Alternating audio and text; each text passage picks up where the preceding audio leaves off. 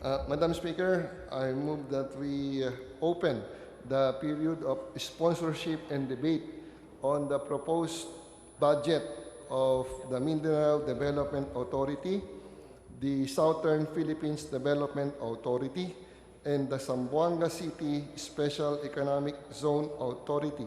And for this purpose, kindly recognize the Honorable Sema to sponsor the proposed budget of the said agencies.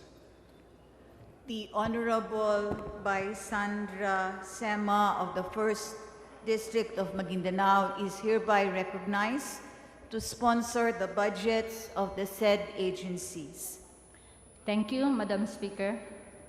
Madam Speaker, distinguished members of this august body, ladies and gentlemen, good morning. Today is the 4th day since we started the plenary deliberations on the fiscal year 2014 General Appropriations Bill, House Bill 2630. We are all gathered here to make sure that we, as the representatives of our people, ensure that whatever we spend will redound to the benefit of our constituents and the Filipino people as a whole. Our people have placed in us the responsibility of making sure that every budget submitted by the executive is responsive and committed to lift the nation from poverty. Madam Speaker, the national budget is not merely a piece of document with numbers and figures, but rather a tool that will empower our people by laying the foundations for equitable progress, for growth that benefits all and leaves no one behind. We sincerely hope that the budget transform our visions into tangible reality for our citizens. Madam Speaker, I was tasked to sponsor the budget of the following: the Southern Philippines Development Authority, led by Administrator Jerry Tumawis; the Mindanao Development Authority, or MINDA, headed by our dynamic Secretary, Lou Antonino; the Zamboanga City Special Economic Zone Authority, or Zambo Ecozone; the National Commission on Muslim Filipinos and the Autonomous Region in Muslim Mindanao. But today, Madam Speaker, this representation will just be defending the budgets of SPDA, MINDA, and Zambo Ecozone. The other agencies have been scheduled for sponsorship and debate on the 27th of this month. All these agencies, as you can see, Madam Speaker, are focused on Mindanao for its economic development. Mindanao is the most culturally diverse island in the Philippines, where people of different languages and tribes meet, and where widespread poverty and different religious affiliations exist. Thus, Madam Speaker, there is no question that Mindanao deserves more funds. Let me start with SPDA. The SPDA is requesting a 52.040 million budget, a budget that will be mostly utilized for personal services and maintenance and other operating expense. In the case of MINDA, Madam Speaker, Mindanao stakeholders have long been lobbying for a permanent mechanism that would ensure a strong voice for Mindanao in the national agenda. As Mindanao's lead agency in coordinating and integrating development efforts that would bring about accelerated socio-economic development in Mindanao, the budget of 98.807 million is relatively not big to perform this task. On the other hand, Madam Speaker, special economic zones can attract investments and foreign exchange, spur employment, and boost the development of improved technologies and infrastructure. Madam Speaker, the Zambo Ecozone was conceptualized to be an economic hub designed to generate economic activities, to serve as a springboard for the promotion of trade, investment, and ecotourism throughout the region. The budget of 82 million is relatively inadequate to pursue all these objectives. Madam Speaker, in summary, we have for SPDA 52.040 million, MINDA 98.8 million, Zambo Ecozone 82 million. Given this, it is my humble appeal, Madam Speaker, that we favorably consider the SPDA, Minda, and the Zamboanga Ecozone budget for 2014. And so in closing, allow me to end by quoting this saying: "We are made wise not by recollection of our past, but by the responsibility for our future." Thank you and wassalam, Madam Speaker.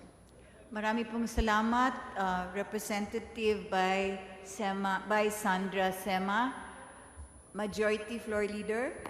Madam Speaker, I move that we recognize the Honorable De La Cruz of Abacada Party List for his interpellation. Representative De La Cruz is now recognized for his interpellation. Thank you very much, Madam Speaker. Will the distinguished sponsor yield to a few questions? Yes, Madam Speaker. Thank you very much. All of these agencies, distinguished sponsor, are Mindanao-based, essentially. May we know what's the total allocation for all of the agencies that you mentioned, that you are sponsoring for approval?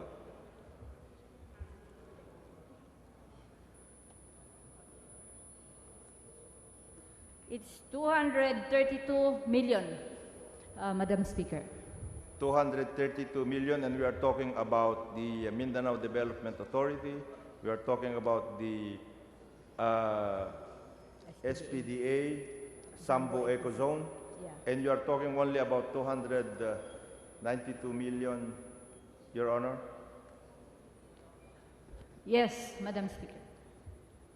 292 million, that's not even the budget of one of the smallest government agency, the national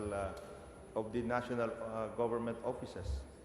And I understand, of course, that the SPDA, for example, Your Honor, is one of the creation provided for under the 1996 Jakarta Accord. You mean to tell me that this is only the budget that is afforded these Mindanao-based offices? Unfortunately, yes, Madam Speaker. For example, in the case of Zamboanga, the Zamboanga Ecozone, for example, the amount, according to Mayor Beng Climaco, of damage to property as well as to the investment climate in Zamboanga is more than 2 billion already. And the Zamboanga Ecozone is supposed to provide part of the stimulus for the development of Zamboanga City as well as its environs. And we are having this kind of a budget. Madam Speaker, Your Honor, I'm really shocked at the manner by which we are treating these agencies based in Mindanao. Will the distinguished sponsor be amenable for us to request our colleagues in Congress to look for other means by which we can augment the budget of these particular agencies, Your Honor, at least to a level that will be comparable to some of the more critical agencies now operating not only in Mindanao but in the country? Madam Speaker, the recommendation of this good colleague is most welcome, and we will make the proper representation to the Committee on Appropriation. Thank you very much, Your Honor. Madam Speaker, I just wanted to make that kind of manifestation and requested the distinguished sponsor of the 3 Mindanao-based agencies to make that of record, because we cannot afford, Madam Speaker, Your Honor, to have this kind of treatment afforded to our Mindanao-based agencies. These are the agencies that are supposed to provide the kind of roadmap for the development and integration of Mindanao into the mainstream. And I am really shocked that we are giving this kind of petty, very minuscule budget to these agencies, Madam Speaker, Your Honor. So I will be happy to join the sponsor in looking for possible ways by which we can augment the budgets of these agencies as well as other agencies that are essentially focused on the development and integration of Mindanao into the national mainstream. Thank you very much, Madam Speaker. Thank you very much, distinguished sponsor. Salamat po, Congressman De La Cruz. Madam Speaker, I Majority move that Floor we, Leader. Madam Speaker, I move that we recognize the Honorable Bello of One BAP Party List. Wala. Congressman Delio. Thank you, Madam Speaker.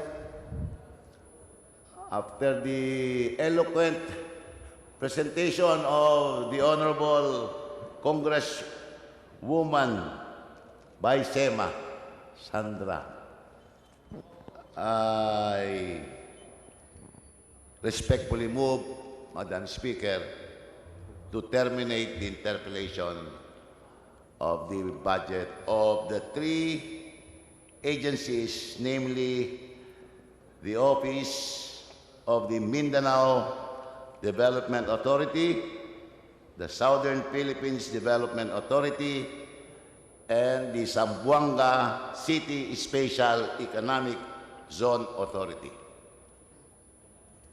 Madam Speaker, What does the Majority Floor Leader say? there being no other member who wishes to interpellate the sponsor on the proposed budgets of the three agencies mentioned, I join the motion of the Honorable Bello in moving for the termination of the period of sponsorship and debate on the proposed budgets of the Mindanao Development Authority, Southern Philippines Development Authority, and the Zamboanga City Special Economic Zone Authority.